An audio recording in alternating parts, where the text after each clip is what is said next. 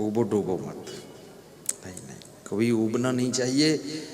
प्रयास करते रहो, लोगों को समझा दो, क्योंकि ये सारा संसार समझाने से ही चलता है। समझा समझा कर, समझा समझा कर। समझाना बंद कर दोगे तो सब लोग उलझ जाएंगे, शांति नहीं मिलेगी। इसलिए समझा दिया करो। और कोई आपको समझाता हो तो उसको धन्यवाद भी दे दिया करो कि आपने समझाने की मेहनत किया, इसके लिए धन्यवाद है। ज्यादातर समझाने वाले से लोग वाद विवाद करते हैं, धन्यवाद तो करते ही नहीं। नाराज हो जाते हैं, हमको बार बार क्यों समझाते हो। बार बार तो इसलिए समझाते हैं कि एक बार में तुम समझते ही नहीं हो। अगर एक बार में एक ही इंजेक्शन से बीमारी दूर हो जाए तो डॉक्टर दूसरा इंजेक्शन लगाएगा ही नहीं। बार बार इसलिए इंजेक्शन लग रहा है कि बीमारी जागता है, इसलिए समझाना पड़ रहा है। और समझाता वही है जो आपका हित चिंतक होता है, नहीं तो कोई समझाएगा नहीं। कौन झंझट में पड़े, क्योंकि समझाने में काफ़ी बुद्धि और मेहनत करनी पड़ती है, बहुत मेहनत लगती है। और जो स्वयं समझ जाए वो तो बहुत महान व्यक्ति होता है।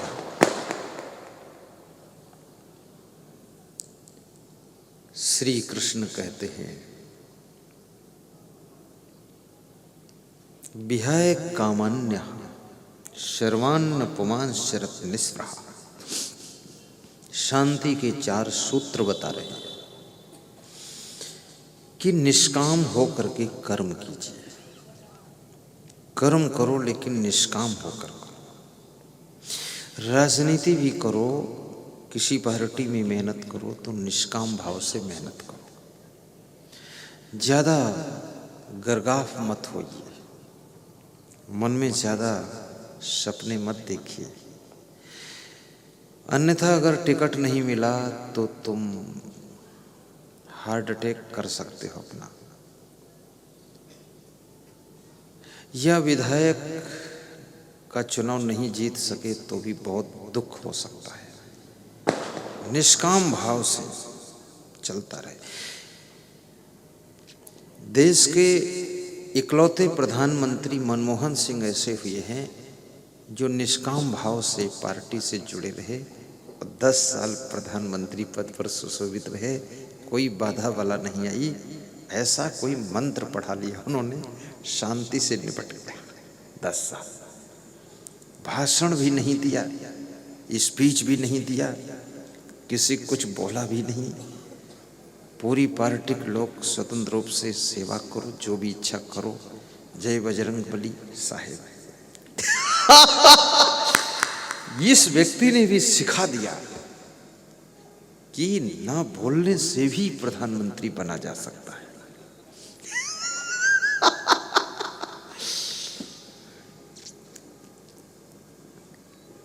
उसके बाद मोदी साहब आए, इन्होंने उनके हिस्से का भी बोल डाला सर।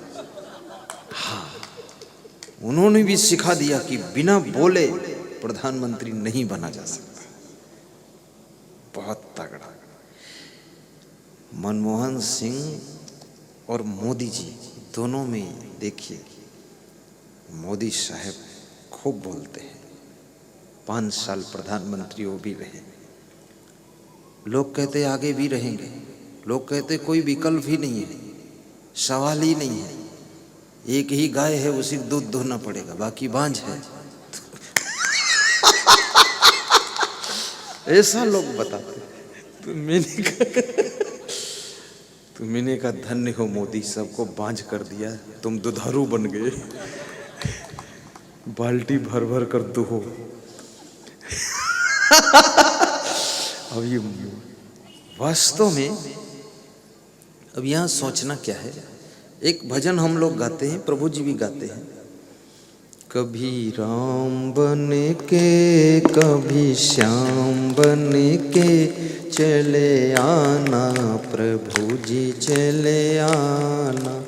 कभी राम बन के कभी श्याम बन के चले आना, प्रभु जी चले आना। तुम राम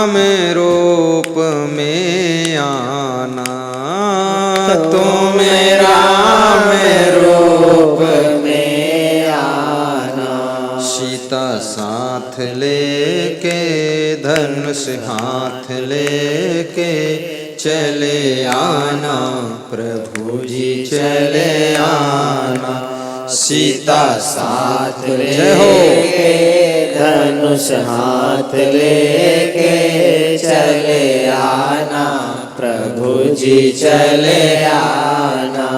कभी राम बन के कभी श्याम बन के चले आना, प्रभु जी चले आना। बस एक ही लाइन से काम आज चल जाएगा मेरा। कभी राम बन के कभी श्याम बन के चले आना। कभी मनमोहन की तरह मौन रह करके भी घर में सफलता पा सकते हो। इसका अर्थ ये है, मेरे को उनका नाम लेने का और जरूरत नहीं थी।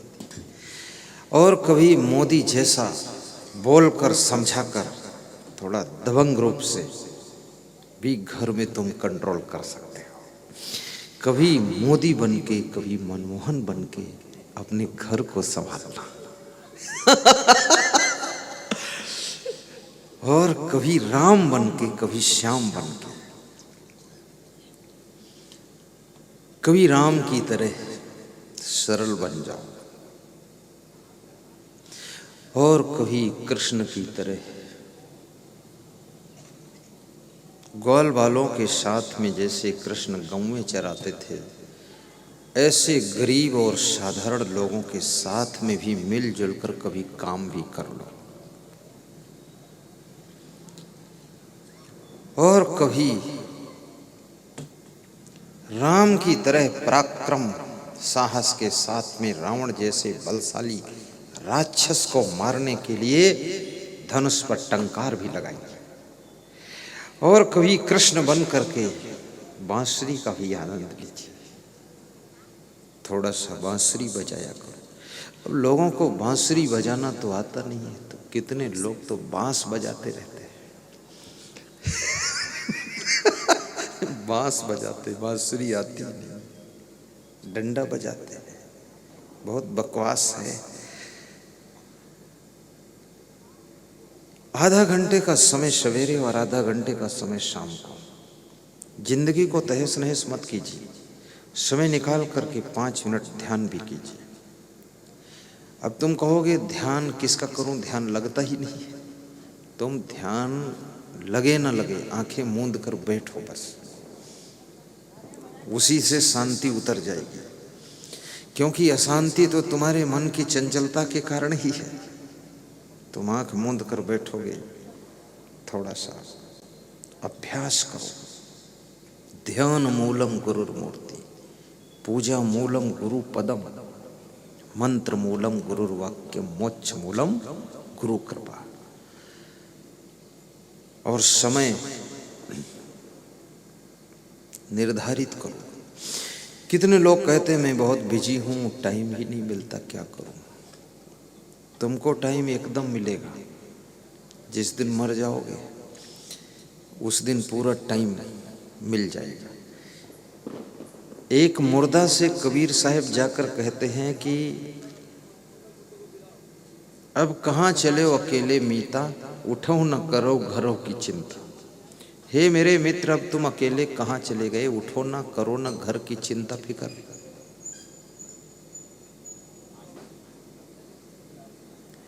जिंदा था वो व्यक्ति तब संत कबीर उससे कहते थे कि कुछ भजन भक्ति कर लो, कुछ सेवा परोपकार कर लो, तो बोलता था टाइम नहीं, फुर्सत नहीं।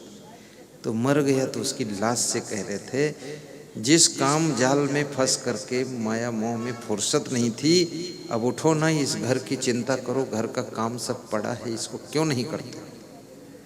तो उसके लड़के कहते थे अरे ये तो मर गए, इनको क्या समझा रहे हो। तो कबीर ने कहा कि ये मर गए ये नहीं समझेंगे, पर तुम जिंदा हो तुम ही समझ जाओ, कुछ भक्ति भजन कर लो, थोड़ा समय भक्ति के लिए भी निकालो। शांति से आधा घंटे प्रवचन भी सुनो, जब समय मिले यूट्यूब में सुनो। इसमें ऐसे कितने लोग हैं जिन्होंने टीवी में मेरा प्रवचन सुना है, दोनों हाथ ऊपर उठाएं जरा। वेरी गुड, नीचे कर लो। मोबाइल के यूट्यूब में कितने लोगों ने प्रवचन सुना, हाथ उठाइए। वेरी गुड, यूट्यूब का भी बहुत प्रचलन हो गया है। तो कभी राम की तरह सरल बनकर राम का रूप आपके अंदर झलके, अपने भाई भरत के लिए कुछ त्याग कर सको। कभी लक्ष्मण बन करके भाई की सेवा करो, कभी भरत बन करके भाई से प्रेम करो, कभी शत्रुघ्न का रूप लेकर के घर में मौन भी रहो, शांत रहो। आपके अंदर ये सारे रूप आने चाहिए। राम का रूप, लक्ष्मण का रूप, लक्ष्मण का रूप सेवा का रूप है और राम का रूप त्याग का रूप है। अयोध्या की राजगद्दी को त्याग करके वन गमन कर रहे। जब राम का रूप धारण करोगे तो भाई के लिए कुछ त्याग करना हो तो छोड़ सकोगे और दुर्गुण रूपी राक्षसों को मार सकोगे, तब समझ लो तुम राम हो गए। अहंकार रूपी रावण को जब मारोगे तब तुम्हारा राम का रूप पूर्ण अवतार हो जाएगा। इस अहंकार रूपी रावण को मारने के लिए भक्ति रूपी विभीषण के संकेत की आवश्यकता है। भक्ति रूपी विभीषण बता रहे कि नाभि में अमृत है, वहां बाण मारिए। इस मन रूपी रावण को कंट्रोल करने के लिए विभीषण जैसी भक्ति चाहिए, तभी ये मन रूपी रावण कंट्रोल होता है। इसलिए भक्ति का बड़ा महत्व है। आपके हृदय में भक्ति न होती तो यहां कैसे पधारते। तो कृष्ण कहते हैं कि निष्काम कर्म योग करो, घर में खूब सेवा करो, लेकिन उसके बदले में कुछ चाहत मत रखो। क्योंकि कर्म करना तुम्हारा धर्म है, लेकिन कर्म का फल तुम्हारा कर्म ही देगा, दूसरा क्या दे सकता है। कर्म का फल कर्म ही देता है। कोई चिंता मत करो, आपके कर्म कभी व्यर्थ नहीं जाएंगे, उसका फल आपको मिलेगा। कबीर कमाई अपनी कभी न निष्फल जाए, बोया पेड़ बबूल का आम कहाँ से खाए। बबूल बोया है, आम खाने की इच्छा, वो कहाँ से मिलेगा। एक बूढ़ा आदमी पकी हुई दाढ़ी, लंबी दाढ़ी लगाए हुए ट्रेन में बैठ गया। डिब्बा खाली था ट्रेन का, तो ध्यान कर रहा था, कुछ माला फेर रहा था। उसमें 10-12 विद्यार्थी घुस गए। अगले स्टेशन पर वो हुड़दंग मचाने लगे, हलचल करने लगे। तो उस बूढ़े आदमी ने कहा, शांति से बैठो, ये दूसरे डिब्बे में चले जाओ, खाली हैं डिब्बे। वो स्टूडेंट लाइफ माने नहीं, बैठे हल्ला मचाई। बालक बंदर एक स्वभाव, जहाँ बैठे तहाँ करें उपाऊ। तो धीरे से नजर उन विद्यार्थियों की पड़ी कि डिब्बे में चैन है, चैन खींचने से ट्रेन रुकती है, ऐसा लिखा हुआ देखा। बोले चैन खींचो, देखे ट्रेन रोक कर। तो उस बूढ़े आदमी ने कहा कि फालतू काम मत करो, शांति से बैठो, चैन मत खींचना। तो एक लड़के ने कहा, उसमें लिखा है 500 रुपये जुर्माना और 3 महीने की जेल। तो बोले जुर्माना दे देंगे हम लोग, 500 रुपये जुर्माना या 3 महीने जेल। तो जेल नहीं जाएंगे, 500 रुपये दे देंगे, लेकिन चेक करेंगे ट्रेन रुकती है कि नहीं, खींचो। बोले पहले पैसा तो इकट्ठा करो। तो सब विद्यार्थी 100-100 रुपये इकट्ठा किए। 12 लोग थे, 1200 इकट्ठे हो गए। एक विद्यार्थी के पास रखा, 9 युवक लड़के, और चेन पुलिंग किया, ट्रेन रुकी, टीटी आया, किसने खींचा, कौन रोका। तो वो स्टूडेंट बड़े चालाक थे, उन्होंने कहा कि इस बूढ़े आदमी ने चेन खींचा है और इसी ने ट्रेन रोका, उसके ऊपर पूरा थोप दिया। वो बूढ़ा आदमी बोला, आज के भजन का यही फल निकला। अब तो अपराध में फंस गए हो। तो टीटी ने कहा कि बाबा आपको शर्म नहीं आती, आप माला फेरते हो और ऐसा गलत काम करते हो, क्यों खींचा आपने? ये तो बहुत इमरजेंसी में चैन खींची जाती, ट्रेन रोकी जाती। तो उस बूढ़े भजनानंदी आदमी ने कहा कि अब अगर मैं कहूँ भी नहीं खींचा तो कोई सुनने वाला तो है नहीं, क्योंकि ये 12 लोग एक तरफ बोलेंगे। तो उसने कहा महोदय मैंने खींचा है और मेरे से गलती हुई है और मैंने ट्रेन रोका है। बोले क्यों रोका? बोले इसलिए रोका कि ये 12 आदमी जो है नवयुवक, इन्होंने हमारे 1200 रुपये छीन लिए और छीन कर अपनी जेब में रख लिए। बोले किसके पास? बोले इस वाले आदमी के पास पैसा है। तो उसकी जेब खोल कर देखा तो 1200 ही निकले उसमें। बोले यही रुपया मेरा है। बोले बस ये दिलाने के लिए मैंने रोका है। बोले धन्यवाद बाबा जी, आप बैठो आराम से, चलो 1200 निकाल के इनको दो तुरंत। ऐसे ट्रेन में लूटपाट करते तुम लोग? और तुरंत पुलिस बुलाया और अरेस्ट करवाया कि चलो जेल। तो उस बूढ़े आदमी ने अपनी सफ़ेद दाढ़ी पर पोंछते हुए हाथ कहा कि ये बाल धूप में नहीं सफ़ेद होते हैं, ये तुमको रास्ता दिखाने के लिए सफ़ेद हुए, जाइए जेल, जैसा कर्म वैसा फल। भगवान के घर देर है अंधेर नहीं है, अंधेर नहीं है। भगवान के घर देर है अंधेर नहीं है। कर्मानुसार फल तो सभी मिलता यही है, मिलता यही है। कर्मानुसार फल तो सभी मिलता यही है, मिलता यही है। भगवान के घर देर है अंधेर नहीं है। कर्मानुसार फल तो सभी मिलता यही है, मिलता यही है। कर्मानुसार फल तो सभी मिलता यही है, मिलता यही है। संतों ने जो कह दिया सो बात सही है, मानो न मानो बात मैंने सच ही कही है, सच ही कही है। मानो न मानो बात मैंने सच ही कही है, सच ही कही है। भगवान के घर देर है अंधेर नहीं है, अंधेर नहीं है। कर्मानुसार फल तो सभी मिलता यही है, मिलता यही है। कर्मानुसार फल तो सभी मिलता यही है। छप्पर को फाड़ देते प्रभु बात सही है, बात सही है। छप्पर को फाड़ देते प्रभु बात सही है।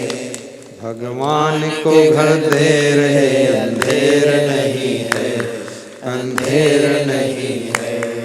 कर्मानुसार फल तो सभी मिलता यही है, मिलता यही है।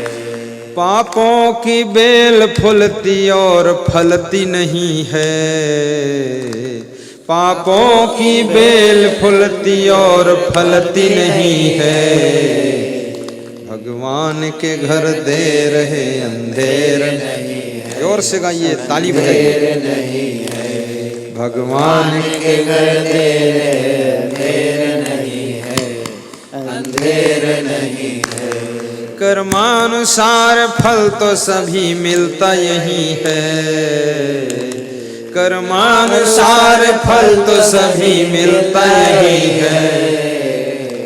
भगवान के घर देर है अंधेर नहीं है, अंधेर नहीं है।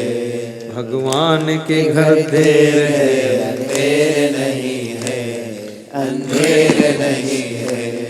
कैसा विवश हो भाग्य का तो फेर यही है। कैसा विवश हो भाग्य का तो फेर यही है। भगवान के घर देर है अंधेर नहीं है, अंधेर नहीं है। कर्म कर्मानुसार फल तो सभी मिलता यही है, मिलता यही है। कर्मानुसार फल तो सभी मिलता यही है, मिलता यही है। भगवान के घर देर है, अंधेर नहीं है, अंधेर नहीं है। ये सुन के कहानी भी आँख खुलती नहीं है, ये सुन के कहानी भी आँख खुलती नहीं है। भगवान के घर देर है, अंधेर नहीं है, ओहो अंधेर नहीं है। भगवान के घर देर है, अंधेर नहीं है, अंधेर नहीं है। कर्मानुसार फल तो सभी मिलता यही है, कर्मानुसार फल तो सभी मिलता यही है। भगवान के घर देर है, अंधेर नहीं है, अंधेर नहीं है। भगवान के घर देर है, अंधेर नहीं है, अंधेर नहीं है। बोलिए सद्गुरु भगवान की जय। आप लोग हंसते कम हो, कुछ लगता है कि दीपावली की दौड़ धूप में बहुत थक गए हो। भाई दूज मना करके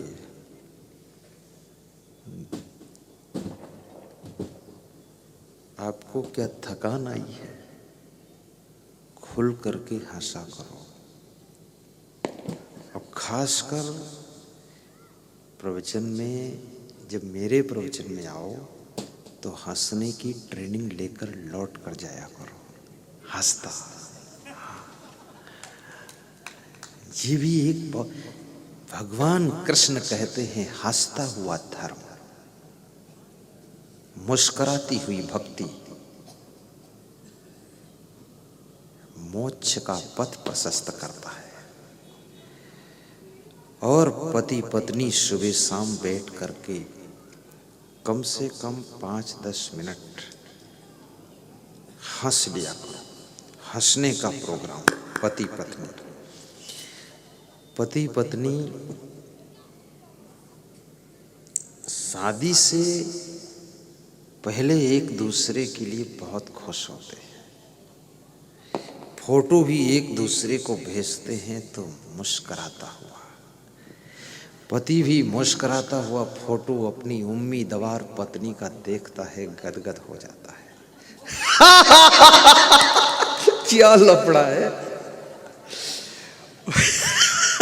वो भी सोचता है गुलाब की कली खिलने वाली है, और ज्यों ही खिलने वाली तो हमको मिलने वाली है, और उसको मालूम ही नहीं नीचे से कांटा भी निकलने वाले।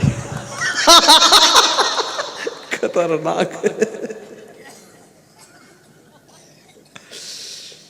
फिर वो लड़की भी जब अपने उम्मीदवार पति का फोटो देखती है तो उसको लगता है, अरे ये तो साक्षात अमिताभ बच्चन का दूसरा रूप है।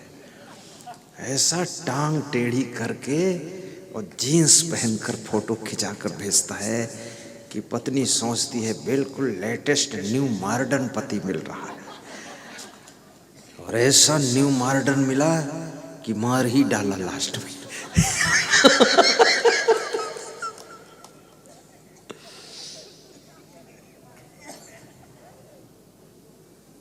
हंसते ही रहो, ये जिंदगी बेकार ना हो जाए।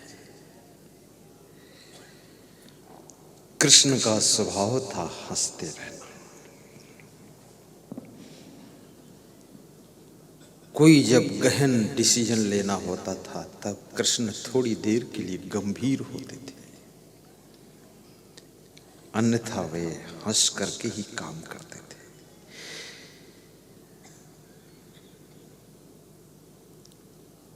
अर्जुन का पुत्र अभिमन्यु जब मारा गया, अर्जुन दुखित हैं और नाराज भी।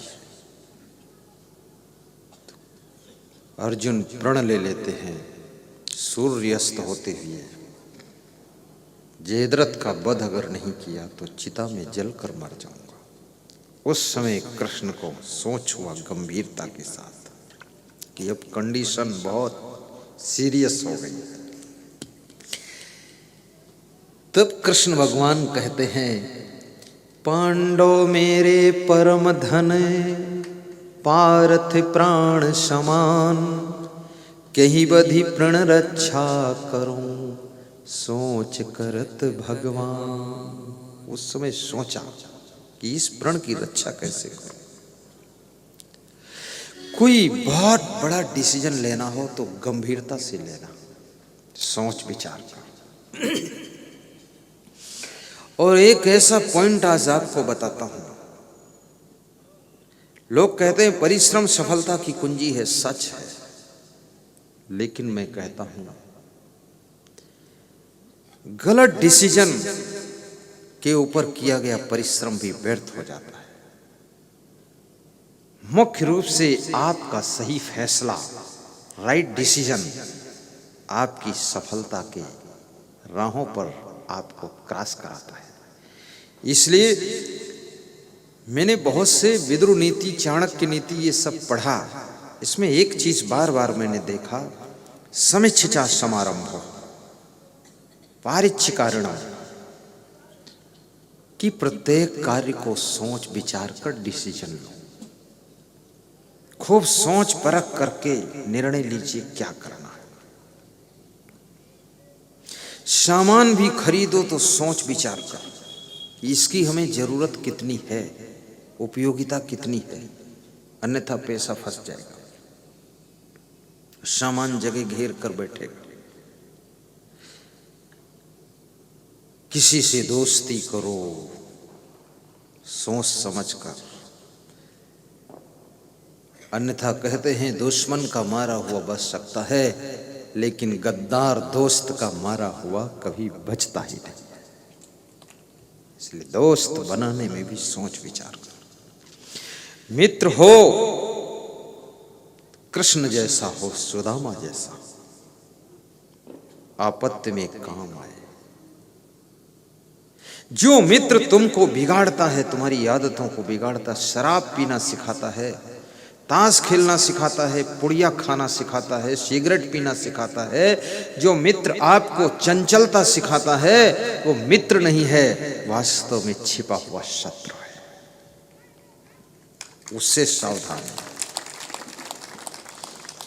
पापान निवारयत योजयते हिताय। छत्तीसगढ़ प्रदेश में जिसको मित्र बनाते हैं उसको मितान कहते हैं। क्या कहते हैं? मितान, छत्तीसगढ़ की भाषा में। यहाँ छत्तीसगढ़ के बहुत संत हैं।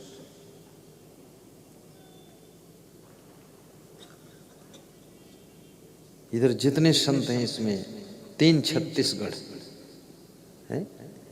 हाँ, 3 छत्तीसगढ़। ये संत पहले नंबर पर मध्य प्रदेश छिंदवाड़ा से हाथ जोड़ते। दूसरे नंबर पर छत्तीसगढ़ उड़ीसा बॉर्डर महासमुंद से। तीसरे संत छत्तीसगढ़ महासमुंद से, उड़ीसा बॉर्डर। चौथे संत वो हैं झालावाड़ जिला राजस्थान से, वसुंधरा राजे सिंधिया के क्षेत्र से। वसुंधरा जी उसकी नानी लगती है। मैंने कहा नानी ने कभी पानी दिया? अरे बोले गुरुदेव। उसके बाद 5वें नंबर के संत छत्तीसगढ़ डिस्ट्रिक्ट बलौदा बाजार से। फिर लास्ट में है बिहार से, गोपालगंज से है संत। ये संत अलग अलग। वो संत बैठे, खड़े हो जाएगा सर में। ये Chhattisgarh district Balod naxalite area से है। इसको मत नक्सलाइट समझना, ये तो अलग है, ये फिक्स लाइट है। बैठिए। छत्तीसगढ़ धमतरी जिला, हाँ ये धमतरी जिले से। उसके बाद से नक्सलाइट जिला शुरू होता है। मैं इन्हीं के जिले तक जाता हूँ, उधर नहीं जाता हूँ। ये बोलता है कि उधर भी चलो फाइनल हो जाओ आप। मैं नहीं जाता उधर। कौन नक्सलाइट में फंसे? हम तो ज्ञान की लाइट देने वाले, और नक्सलाइट लाइट में लाइट टकरा जाए तो क्या होगा? उधर वो संत बैठे उन्नाव जिले से, यूपी। ये संत बैठे छत्तीसगढ़ से, अजून बालोद जिला। ये संत न जाने क्यों हंस रहे हैं, पता नहीं। बहुत सीधे हैं, 12 साल से। ये सिर्फ पानी पिलाते हैं, दूध नहीं देते कभी। मैं बीच में इसको बुलाया था कि दूध है, बोले दूध नहीं देता, पानी पियो, पानी बोलो अमृत बानी। ये संत जी मध्य प्रदेश डिस्ट्रिक्ट बैतूल से, ये संत जी, ताली बजा दो। पीछे इलेक्ट्रॉनिक इंजीनियर संत है, गाड़ी में बैठे रहते, उतरते ही नहीं। कोई 11,000 दक्षिणा देता बात है इधर। अब इतना कोई दे भी नहीं पाता तो उतरते नहीं, उधर से डील करते हैं। सब व्यवस्था बहुत महान है। वही संत सब अच्छे पढ़े लिखे, एजुकेटेड, वेल क्वालिफाइड और अच्छे परिवारों से। इनके बहुत बड़े बड़े मकान भी हैं, बहुत बड़ी बड़ी जमीनें भी हैं, संपन्न घरानों से। पर मन हो गया संत बनो, तो ट्रेनिंग में है गुरुदेव के पास। कुछ संत बन गए, कुछ साधक बने हैं, धीरे धीरे पास हो जाएंगे।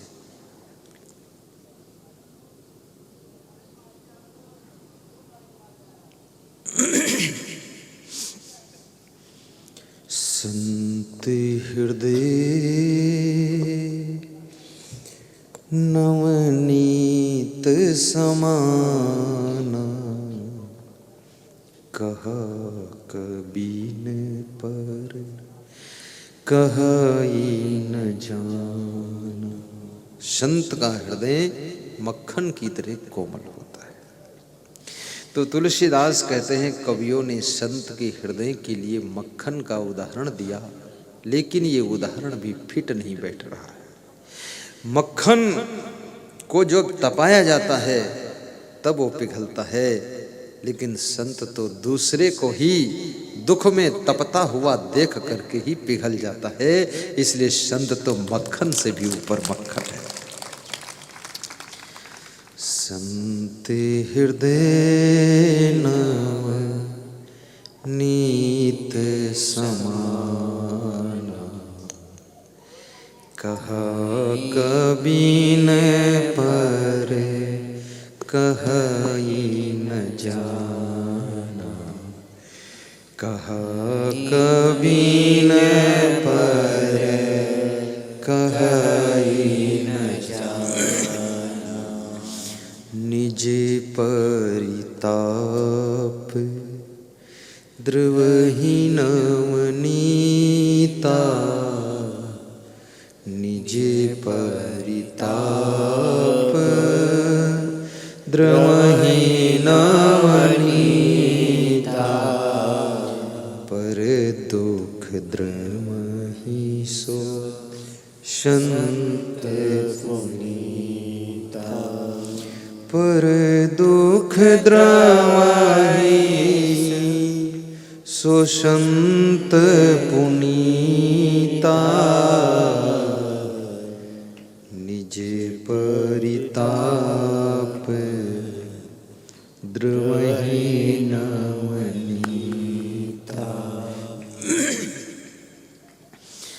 संत बिटप शरी गिरिधरणी, परहित है तो इन्हीं की करनी, परहित सरिष धर्म नहीं भाई, पर पीड़ा समय नहीं अधमाई, पर पीड़ा सम नहीं अधमाई, पर सरिस धर्म नहीं भाई, पर पीड़ा सम नहीं अधमाई। धन्य है तुलसीदास। परोपकार के समान कोई दूसरा धर्म नहीं, दूसरों को पीड़ा पहुंचाने के समान दूसरा कोई अधम काम नहीं है। परोपकार करना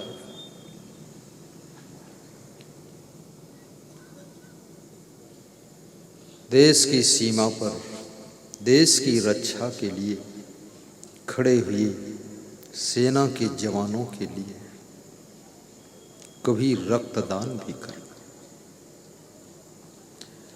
ताकि घायल जवान का खून निकल जाए तो हमारा खून उसकी नसों में दौड़े और देश की रक्षा के लिए वो जवान को बचा सके, ताकि वो जवान इस देश को बचा सके।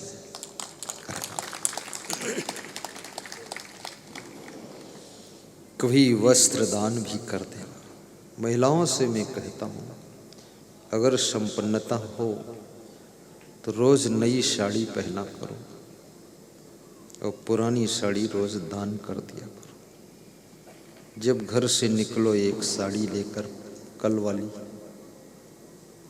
कोई मिल जाए फटी धोती पहने दे दो उसको। वस्त्र दान। सर्दियों में कंबल दान भी करो, पुराने गर्म कपड़े भी दान कर दो। तुम नए खरीद लो अपने लिए। दान का बड़ा प्रभाव होता है। कभी अन्न दान भी करो। आज श्री अजय जायसवाल जी बता रहे थे कि उनके पड़ोस में घर कोई माधुरी जी का है? तो उन्होंने कहा, मेरे घर में जितने भक्तों को आप रखोगे उनको भोजन भी हम खिला देंगे, नाश्ता भी करा देंगे। आप तो केवल घर मांग रहे हो, भोजन भी हम दे देंगे। अन्नदान। इलाहाबाद कुंभ मेला आने वाला है, वहां अन्नदान का बड़ा महत्व होगा। अन्नपूर्णा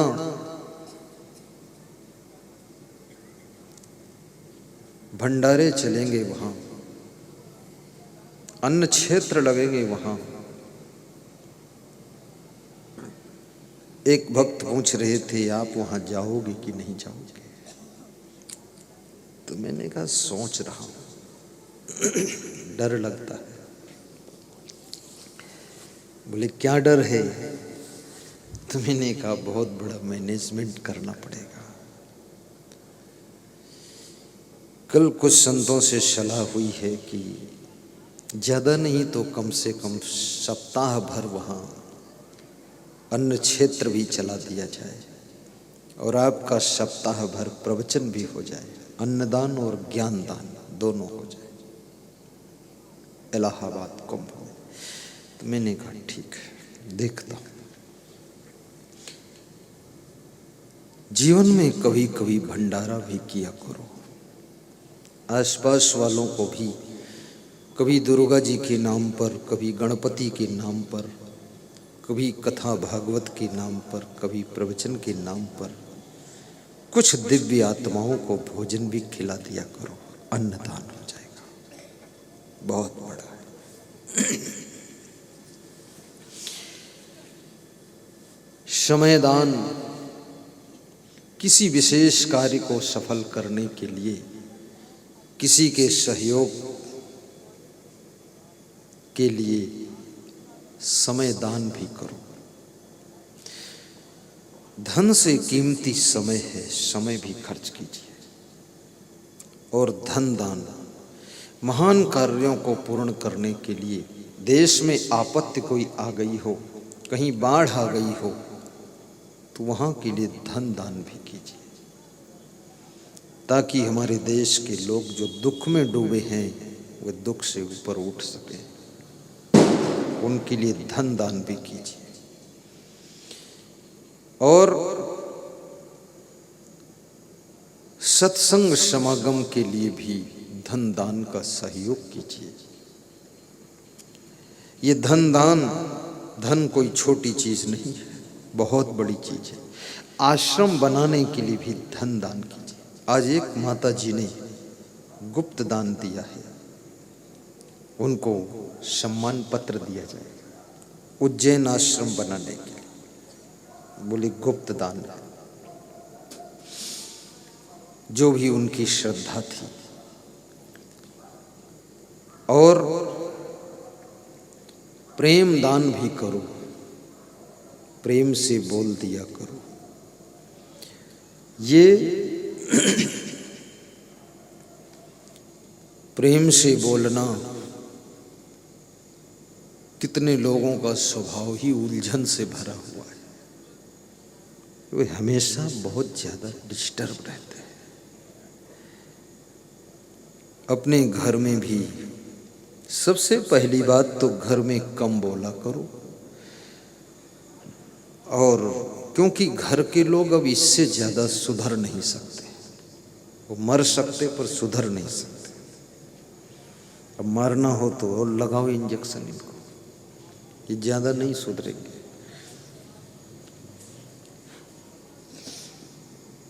मैं परसों राजस्थान में था तो एक डॉक्टर के यहाँ पदरोनी गया तो उसकी पत्नी डॉक्टराइन भी आई अस्पताल में, पहली बार आई, आती नहीं थी। तो उसके चेहरे को मैंने देखा तो लगा कुछ दुख में है, आंखें फूली फूली है, कुछ गुस्सा में भी है। तो अंदर बैठते ही उसने यही बात कही, ये डॉक्टर साहब को समझाओ गुरुजी, ये हमको गाली बहुत देते हैं।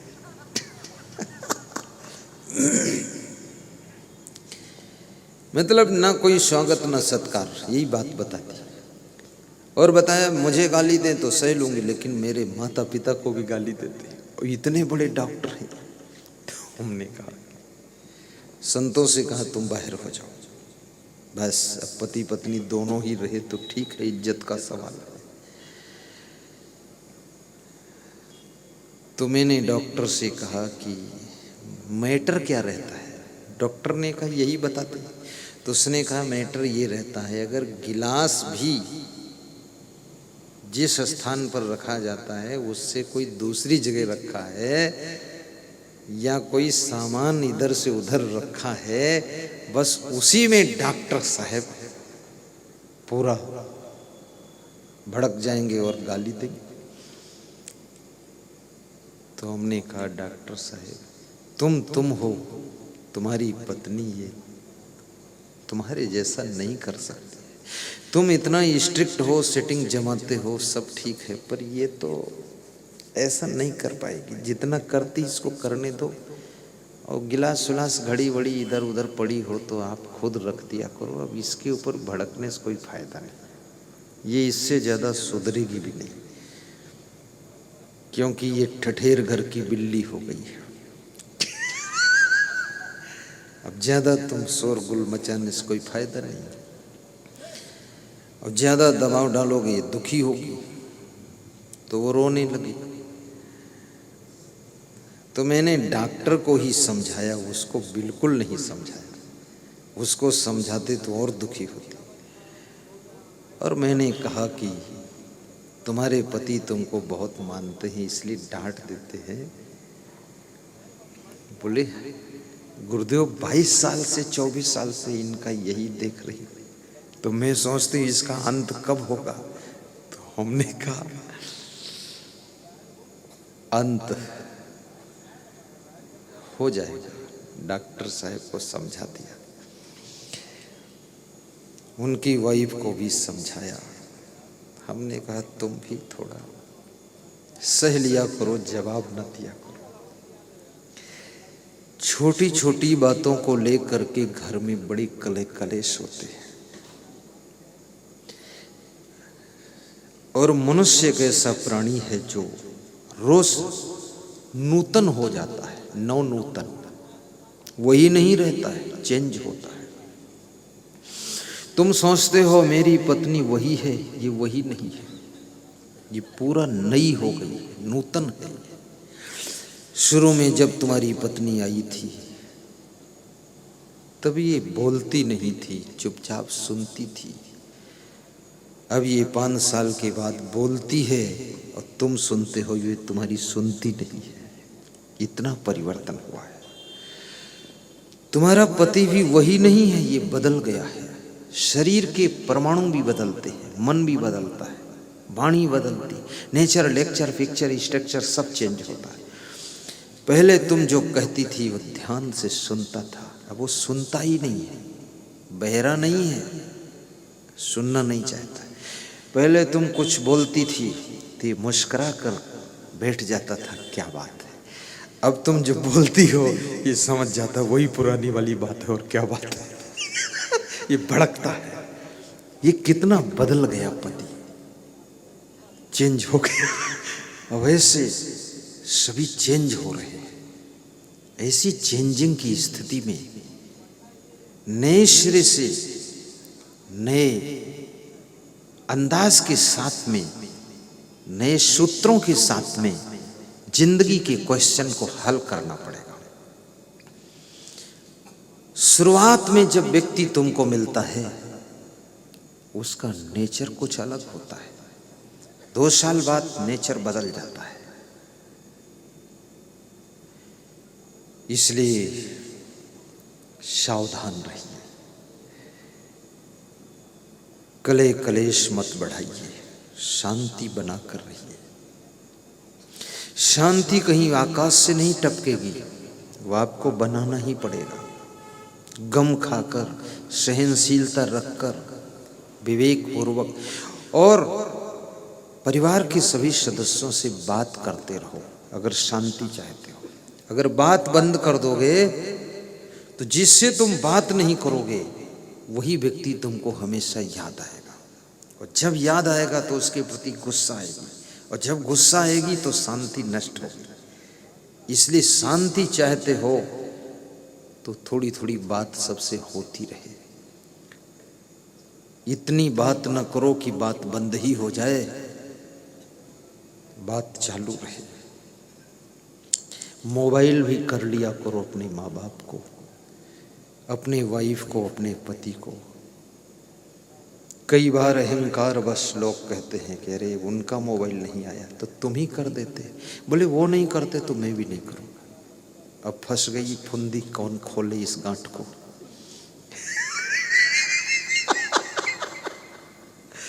चक्कर पड़ गया। अब ये भी अपना अहंकार छोड़ना नहीं चाहते, वो भी नहीं छोड़ना चाहते। सरलता से बात कर लिया करो। मोबाइल से बात करने से तुम्हारा मन भी फ्री हो जाएगा। अपने माँ से, अपने पिता से, अपनी वाइफ से, अपने पति से, भाइयों से बात कभी कभी करना चाहिए। और जो लोग बात बंद कर देते हैं वे लोग बहुत ज़्यादा अंदर से अशांत रहते हैं। किसी के प्रति इतना राग द्वेष मत करो। कृष्ण कहते हैं राग द्वेष वियुक्त विषयान इंद्रियश्चरन् आत्म बस्सेर विधेय आत्मा प्रसादम अधिगच्छति। जिनका अंतःकरण राग द्वेष से मुक्त है उनको ही शांति प्राप्त होती है। इसलिए राग द्वेष छोड़ना है। एक स्त्री राजस्थान में, उसने कुआं खोदवाया, मन्नत किया पानी अच्छा निकलेगा, कोई संत से इसका उद्घाटन करेंगे। पानी अच्छा निकल आया, संत को ढूंढा, संत कोई उद्घाटन के लिए मिला नहीं, क्योंकि उद्घाटन में जितना कलाकार नेता होता वो संतवंत उद्घाटन में रुचि नहीं लेता। नेता तो तुम एक एक पुलिया का 3-3 बार उद्घाटन करते, थोड़ी सी दीवार गिर जाए तो उसका जीर्णोद्धार का उद्घाटन। बहुत विचित्र है। एक नेता तो उद्घाटन करने जाता था तो कभी कभी फीता काटने में कैंची मिस हो जाती थी तो कैंची साथ में रखता था, मेड इन जापान की कैंची जेब में, फोल्डिंग कैंची। तो एक दिन रात में सोया था, उसको ऐसा लगा कोई स्कूल की बिल्डिंग का उद्घाटन कर रहा हूँ सपने में, और कैंची निकाला, अपनी पत्नी की चोटी काट दिया। पत्नी ने कहा क्या कर रहे हो? बोले स्कूल का उद्घाटन हो रहा है। अरे बोली स्कूल है कि मेरी चोटी काट रहे तुम? आंख खोली तो देखा ये तो बहुत खतर, सपने में भी उद्घाटन कर रहा है।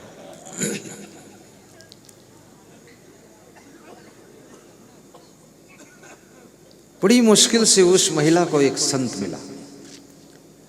संत ने 7 दिन के बाद तारीख दे दी कि जाइए तैयारी कीजिए, प्रसाद ले आना, बूंदी का बांट देना, लड्डू बट जाएंगे और हवन करा देना और बाकी फूल माला ले आना, फल फूल ले आना। ठीक, चलो हो गई तैयारी। इधर जिस दिन उद्घाटन का समय आया तो गांव से लड़ते लड़ते 2 कुत्ते आए थे, वो कुआं में गिर गए, क्योंकि कुएं के आसपास नई दीवार नहीं थी, नया कुआं था, उसमें गिर गए, डूब गए, मर गए, सड़ गए। तो महिला संत के पास पहुंची, बोली कि उसमें कुत्ते गिर गए, 2 मर गए, सड़ गए, अब क्या करूं? तो संत ने कहा उद्घाटन की तारीख बढ़ा देता हूं, अब 15 दिन बाद होगा। वो कुआं का पानी पूरा उलीचो और फिर उसमें गंगा जल डालो और फिर उसमें सेंट भी डालो, गुलाब जल डालो, हवन करा देना, सत्यनारायण कथा करा देना, पूरा पवित्र होना चाहिए, तब उद्घाटन करूंगा। क्योंकि कुएं का उद्घाटन का अर्थ है उद्घाटन करने वाला सबसे पहले कुएं के जल का प्रयोग करे, पिए, तो मुझे पीना पड़ेगा। उस महिला ने सब कुछ कर दिया। 15 दिन बीत गए, समय आ गया, संत जी आ गए, उद्घाटन होने लगा, कार्यक्रम शुरू हो गया, मंत्र बोले गए, ओम नाम तो गणपति गंगवा जो बोलते हो। संत ने कमंडल में रस्सी बांधी, कुएं में डाला कि पानी भरूं, खींचूं, उद्घाटन तभी तो होगा, जल निकालूं पहले। जल निकाला तो कमंडल में पानी के साथ साथ कुत्ते का सड़ा हुआ कान निकल आया। संत बड़ा व्यथित हो गया कि इतनी गंदगी, ये कान कुत्ते का निकला। उसने कहा कुएं का पानी उलीचा नहीं? बोले सब उलीच दिया। गंगा जल डाला कि नहीं? बोले डाल दिया। गुलाब जल डाल दिया, सेंट डाल दिया, हवन करा दिया, सत्यनारायण कथा बोले हो गई। बोले वो मरे हुए कुत्ते निकाला कि नहीं? बोले वो तो निकालने के लिए आपने कहा नहीं था, वो तो उसी में पड़े।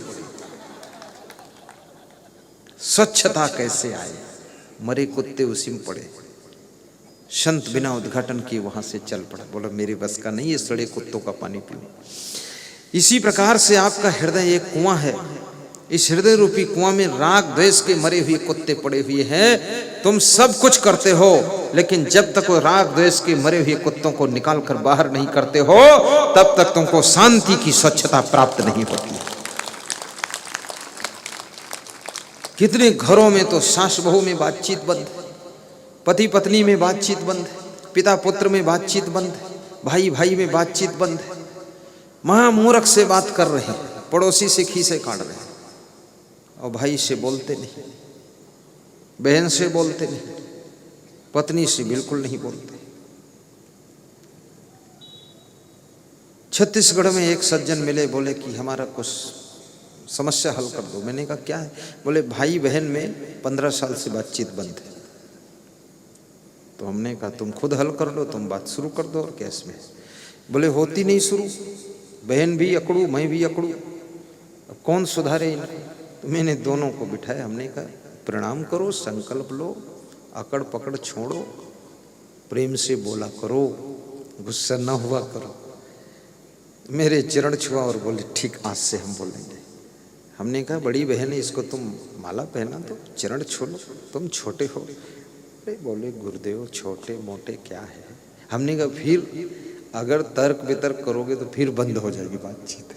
अब जैसी है तैसी है, छोड़ो बकवास। तो ये राग द्वेष, राग द्वेष में लाग के होए भूल अपार, दोनों छोड़ बेकाम को लागे निज पद सार। विहाय कामान्य सर्वान्न पमान सिरत निस्पृहा, और निष्प्रही होकर के संसार में रहना है। निष्प्रही का अर्थ होता है जो मिला है उसका आनंद लेना है, जो खो गया है उसकी चिंता नहीं करना है, जो मिलने वाला है उसके लिए प्रयास करना है, जो प्रयास से भी नहीं मिल रहा है उसको त्याग कर देना है। इसका नाम है निष्प्रही होकर जीना। कृष्ण कहते ये गुण जिसमें है उसको शांति मिलती है। निर्ममो निरहंकारः शांतिम अधिगच्छति। जिसने मोह को जीत लिया है, अहंकार को जिसने चकनाचूर कर दिया है, उसे शांति की प्राप्ति होती है। नम्रता से अहंकार को जीतिए और ज्ञान से मोह के ऊपर विजय प्राप्त कीजिए। नास्ति मोह समो रिपुः, नास्ति काम समो व्याधि, नास्ति कोप समो वह्नि, नास्ति ज्ञानात् परम सुखम।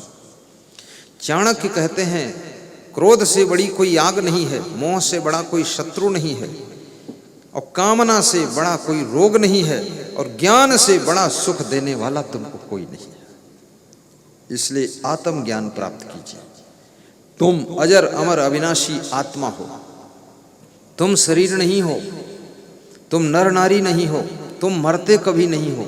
शरीर की मृत्यु होती है, तुम तो अमर हो। कर्मा अनुसार तुम्हारा जन्म होता, पुनर्जन्म पूर्व जन्म ये सब है। इसलिए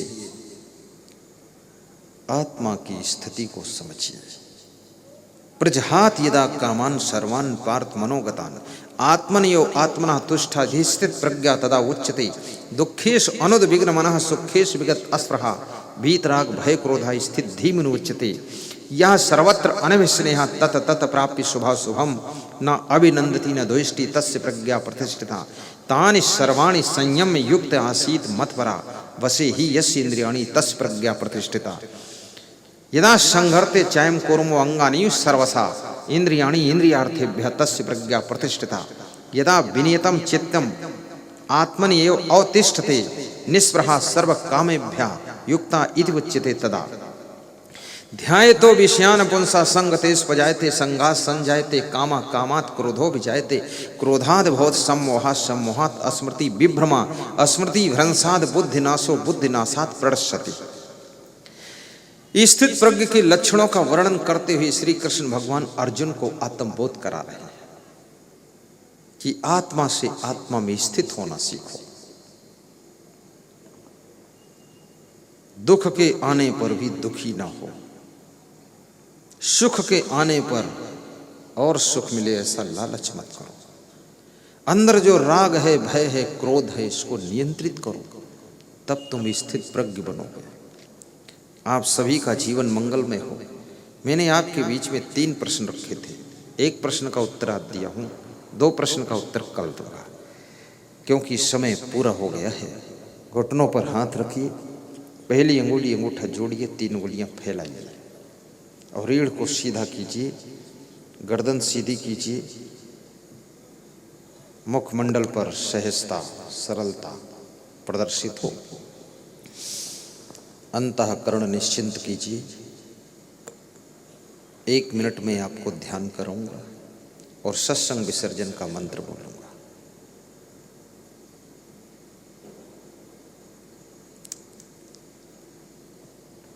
सर्वे भवन्तु सुखिनः सर्वे सन्तु निरामयाः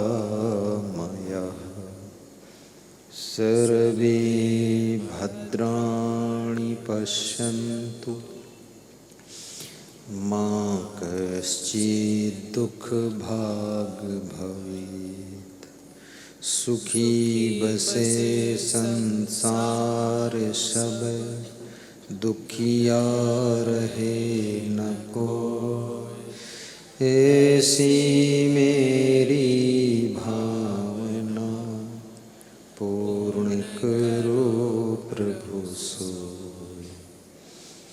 ध्यान मूलम गुरुर्मूर्ति पूजा मूलम गुरुपदम मंत्रमूलं गुरुर्वाक्यं मोक्षमूलं गुरुकृपा। शांति शांति शांति। सभी श्रोता ध्यान मुद्रा में बैठकर 1 मिनट इष्ट देव का ध्यान करें।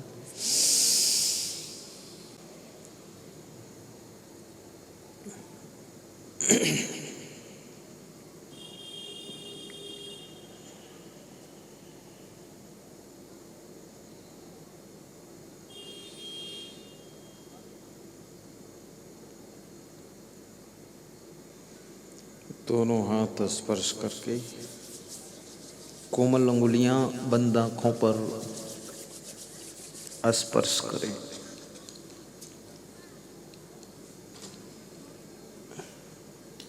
हाथ जोड़कर बोले शंकर भगवान की जय। जय श्री राम, जय श्री राम, जय श्री कृष्ण, जय श्री कृष्ण, जय कबीर, जय कबीर, जय क्षमादेव, जय क्षमादेव, जय गुरुमनदेव। जय गुरुमनदेव। कि हम सब आरती में खड़े होके और अपना आदर सम्मान दें। आवे सब लोग श्रद्धा से, माताएं, छोटे बच्चे और जो लोग भी अतिथि रूप में हैं, सब लोग खड़े होके अपनी अपनी आरती से गुरुदेव के व्यासमंच की आरती। जय असंग देवा, जय असंग, जय असंग, जय असंग देवा। वाणी कितनी विनीत बोल मधुर मेवा, वाणी कितनी विनीत बोल मधुर में। जय असंग, जय असंग, जय असंग देवा, जय असंग, जय असंग, जय असंग देवा।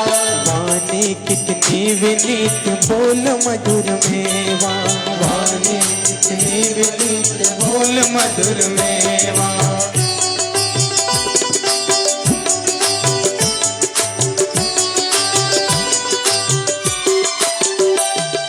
कंचन समनवल घाट रेत वस्त्रधारी, कंचन समनवल घाट श्वेत वस्त्रधारी। काम जयी क्रोध जयी पूर्ण ब्रह्मचारी, काम जयी क्रोध जयी पूर्ण ब्रह्मचारी।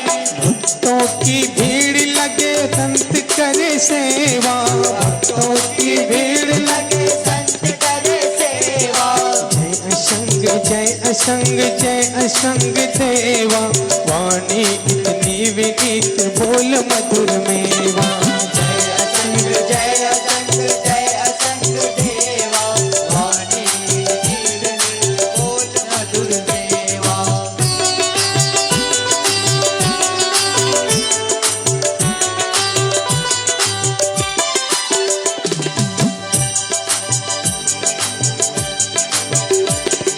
करते उपकार सदा भक्तों का भारी, करते उपकार सदा भक्तों के भारी। ज्ञान के निधान सकल पाप पुंजहारी, ज्ञान के निधान सकल पाप पुंजहारी। वंदनीय दर्शनीय पूजनीय देवा, वंदनीय दर्शनीय पूजनीय देवा। जय असंग, जय असंग, जय असंग देवा। वाणी कितनी विनीत बोल मधुर में। जय असंग, जय असंग, जय असंग देवा। वाणी कितनी विनीत बोल मधुर में।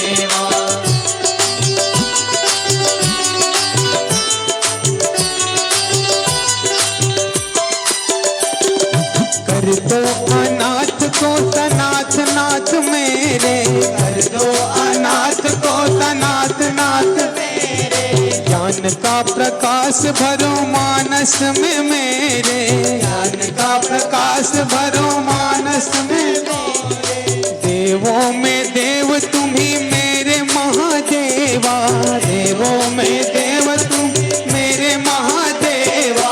जय असंग, जय असंग, जय असंग देवा। वाणी कितनी विनीत बोल मधुर मेवा।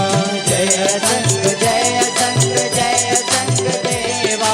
वाणी कितनी विनीत बोल मधुर मेवा।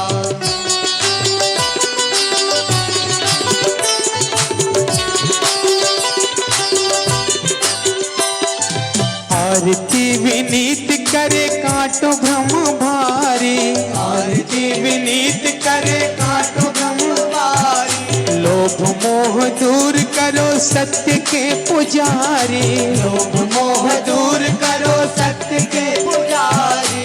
मन में बसे हो तुम्ही मेरे गुरुदेवा, मन में बसे हो तुम्ही मेरे गुरुदेवा। जय असंग, जय असंग, जय असंग देवा। वाणी कितनी कितनी विनीत बोल मधुर में। असंग जय असंग देवा, वाणी कितनी विनीत बोल मधुर में। जय असंग देवा, वाणी कितनी विनीत बोल मधुर मेवा। जय असंग देवा, वाणी कितनी विनीत बोल मधुर मेवा। जय असंग देवा, वाणी कितनी विनीत बोल मधुर मेवा।